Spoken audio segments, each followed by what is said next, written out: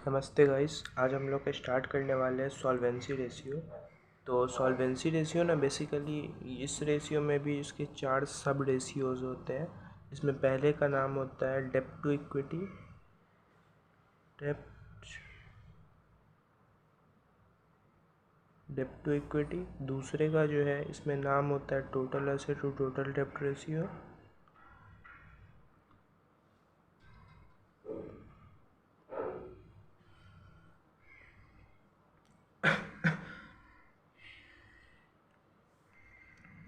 तीसरे का नाम होता है प्रोप्राइटरी रेशियो।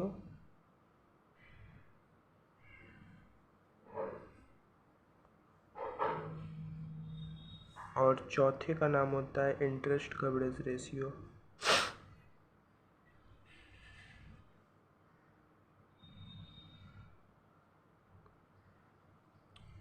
ठीक है, एक सेकेंड। सॉरी। इसमें से आज हम लोग पढ़ने वाले हैं डेब्ट टू इक्विटी रेशियो। तो डेब्ट टू इक्विटी बहुत ही आसान है क्योंकि ये नाम पे ही इसका फॉर्मूला भी बेस्ड है। इसका फॉर्मूला होता है डेब्ट बाय इक्विटी।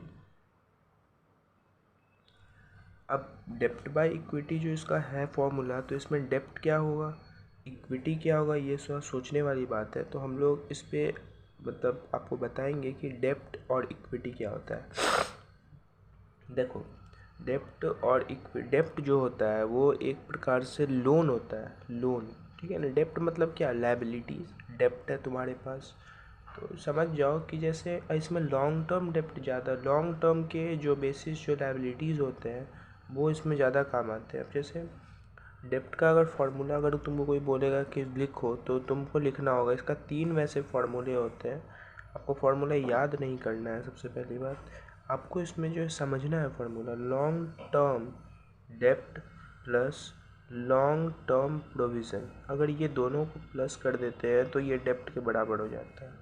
और हम लोग अगर जो है टोटल डेप्ट जितना भी हमारे पास डेप्ट है, लॉन्ग टर्म और शॉर्ट टर्म जितना भी है, अगर उसमें से हम लोग जो है करेंट लायबिलिटीज़ को अगर हटा देंगे, ठीक है ना, तो नॉन करेंट, और जो नॉन करेंट लायबिलिटी है वो तो लॉन्ग टर्म डेप्ट हो गया क्योंकि वो अभी करेंट नहीं है लायबिलिटी, अभी देना नहीं है। इसका मतलब ज़्यादा लायबिलिटी है, तभी अब बहुत ज़्यादा दिन का समय मिला है हम लोग को देने के लिए, तो अभी करेंट नहीं है वो, इसलिए हम लोग उस करेंट को हटा देंगे इसमें से। ठीक है। और एक तीसरा और एक फार्मूला होता है जिसका होता है कैपिटल एम्प्लॉयड। कैपिटल एम्प्लॉयड जो होता है उसमें से अगर हम लोग इक्विटी को माइनस कर देते हैं तो भी हमारा डेप्ट निकल जाता है। फिलहाल कैपिटल एम्प्लॉयड माइनस इक्विटी वाला फार्मूला तो जो है बहुत ही रेयर क्वेश्चंस में मिलते हैं, लेकिन जब मिलता है तो समझ जाओ कि वो सबसे अच्छा क्वेश्चन है।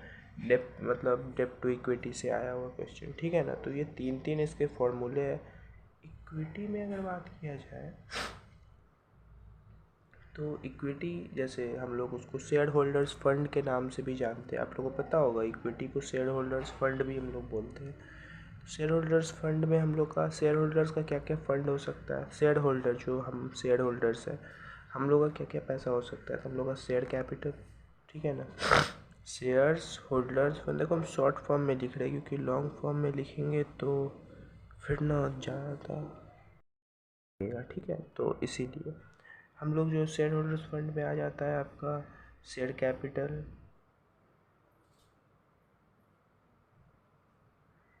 Plus reserve and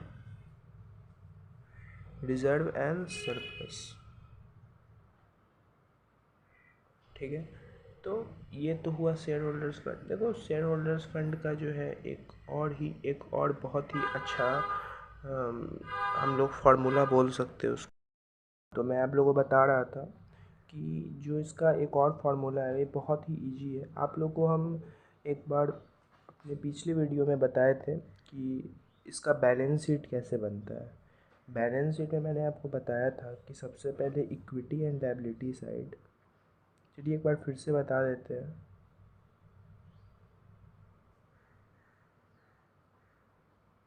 equity and liability side होता है शेयर होल्डर्स फंड। ठीक है। शेयर होल्डर्स फंड में शेयर कैपिटल और रिजर्व्स एंड सरप्लस आते हैं, जो कि अभी भी मैंने आपको बताया। शेयर होल्डर्स फंड है। फिर उसके बाद जो है इसमें नॉन करेंट लायबिलिटीज़ आ जाते हैं।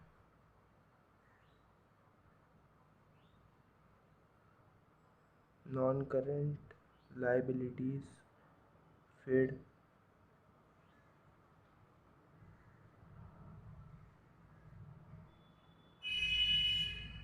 करेंट लायबिलिटीज़, ठीक है ना। ये तो हुआ कि जो है equity and liability. Asset side में आ जाता है आपका नॉन करेंट असेट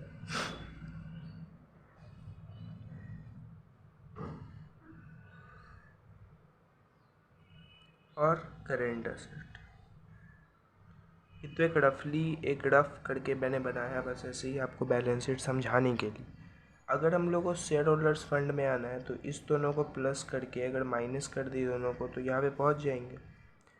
ये ऐसे भी बन सकता है, जैसे देखो कि जैसे नॉन करेंट असेट्स में हमारे आ जाते हैं टेंजिबल और intangible non current trade investment, ठीक है ना। तो ये सब आ जाते हैं, ये सब नॉन करेंट असेट है, ये अभी नहीं होने वाले, ये सब नॉन करेंट असेट्स है। करेंट असेट में हमारे पास आ जाता है long term loans and advance और करेंट असेट्स जो कि और भी करेंट असेट्स हो सकते हैं, ठीक है। ये सब आ जाते हैं करेंट असेट में, को माइनस कर दे करेंट लायबिलिटीज़, ठीक है ना। और उसके बाद जो ये नॉन करेंट लायबिलिटीज जिसमें लॉन्ग टर्म बोरोइंग और लॉन्ग टर्म प्रोविजंस होते हैं वो सब कोई माइनस कर दे तो हम लोग शेयर होल्डर्स फंड पे निकल जाएंगे। अगर घुमा फिरा के देखा जाए तो सबसे पहले तो टेंजिबल असेट्स उठा लो, ठीक है। जितने भी टेंजिबल असेट्स है उसको ले लो, रटना नहीं है, समझना है। प्लस इनटेंजिबल असेट्स को भी उठा लो, ठीक है। फिर उसके बाद नॉन करेंट जो है ना ट्रेड एंड इन्वेस्टमेंट को भी उठा लो, ठीक है। अब इसमें क्या करो कि long term loans and advance long term loans and advance को भी उठा लो, प्लस कर दो। इसमें से भी प्लस कर दो करेंट असेट्स और कोई दूसरा करेंट असेट्स अगर मिल रहा है उसको उठा लो, माइनस करेंट लायबिलिटी। अब ये जो current assets minus current liability को हम लोग वर्किंग कैपिटल ही बोलते हैं। ऐसा आप लोगों ने बिजनेस स्टडीज़ में भी पढ़ लिया होगा, अगर आप लोग को फाइनेंशियल मार्केट करके एक चैप्टर है वो अगर आप लोगों ने पढ़ा होगा तो, ठीक है। वर्किंग कैपिटल भी है, तो वर्किंग कैपिटल जो है इसको हम लोग बोलते हैं। फ़िलहाल आप लोग समझने के लिए यहाँ पे current assets minus current liabilities पे आओ, फिर माइनस करो इसमें नॉन करेंट लायबिलिटी जिसमें लॉन्ग टर्म प्रोविज़न, ठीक है ना, और प्लस हो जाता है इसमें लॉन्ग टर्म बोरोइंग्स, ठीक है।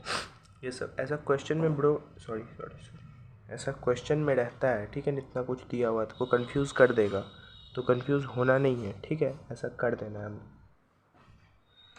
तो फिलहाल ये जो सारा हमारे पास जो इतना बड़ा जो ये छोटा सा जो दिख रहा था ना इसका, तो चलो यार देखो ये क्वेश्चन हम लोग बनाते हैं, ठीक है ना। बहुत ही मतलब उस टाइप का क्वेश्चन है जो मैंने आप लोग को बना के बैलेंस शीट बना के जो फार्मूला बताया था ना उसी टाइप का क्वेश्चन है। तो इसको बनाते हैं और समझते हैं कि ये क्वेश्चन आखिरकार बनेगा कैसे। तो बहुत ही मतलब आप लोग पहले एक बार ट्राई करो इस क्वेश्चन को, ठीक है, और बताना, ठीक है। ऐसा नहीं कि बताना ही मत, ठीक, बताना और ये भी बताना कि कैसे बनेगा ये क्वेश्चन, क्योंकि थोड़ा सा मेरे को भी हार्ड लग रहा है इस टाइप का क्वेश्चन।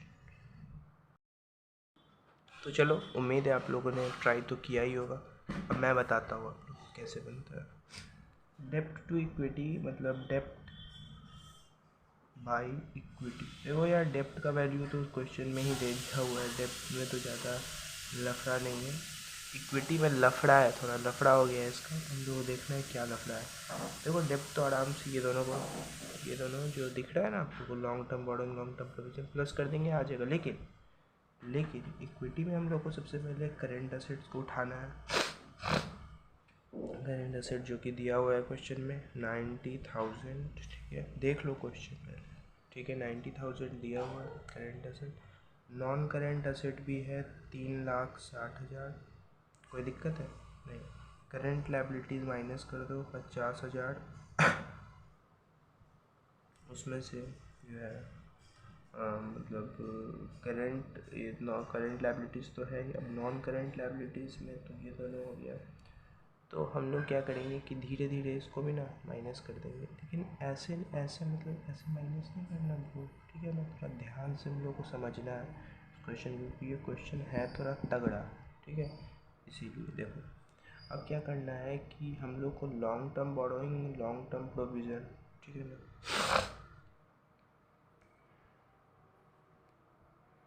चलो long term borrowing, long term, इसमें से हम लोग क्या करना होगा कि जो 1 लाख जो है ये भी माइनस करना होगा, और कितना 2 लाख जो है वो भी हम लोग को इसमें से माइनस करना पड़ेगा, ठीक है।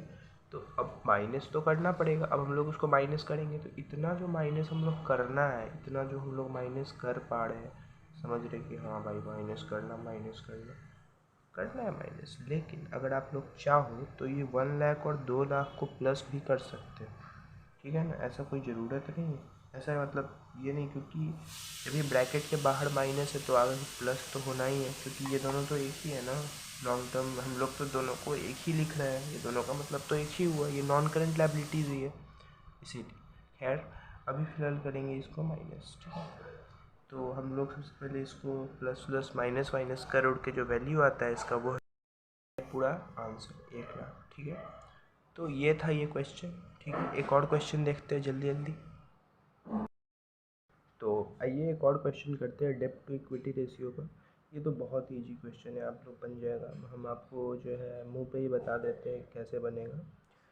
ये शेयर होल्डर्स फंड दिया हुआ है, ये लॉन्ग टर्म बोरोइंग जो कि है, तो डेप्ट में इक्विटी, डेप्ट में ये डाल देना ये दोनों प्लस करके, ठीक है, और इक्विटी में ये दोनों प्लस करके डाल देना है, तो आंसर आ जाएगा आराम से, आप लोग निकाल लेना।